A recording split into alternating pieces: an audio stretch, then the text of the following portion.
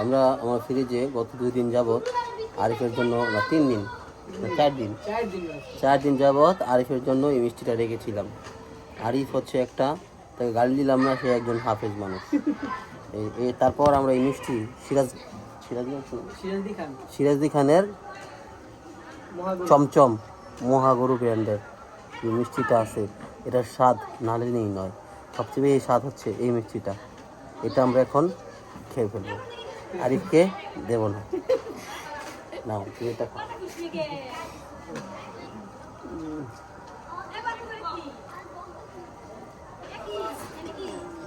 সেই স্বাদ।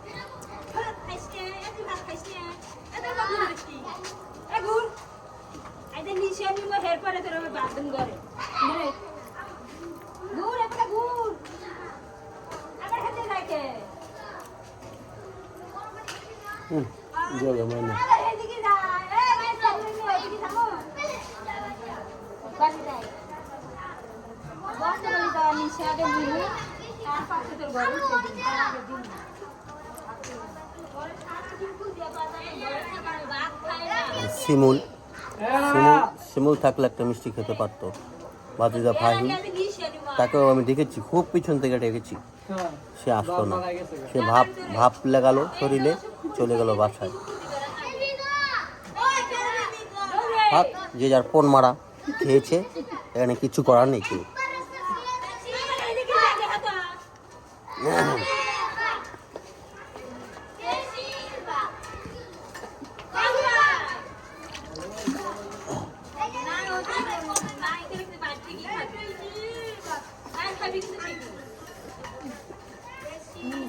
ভিডিও দেখো,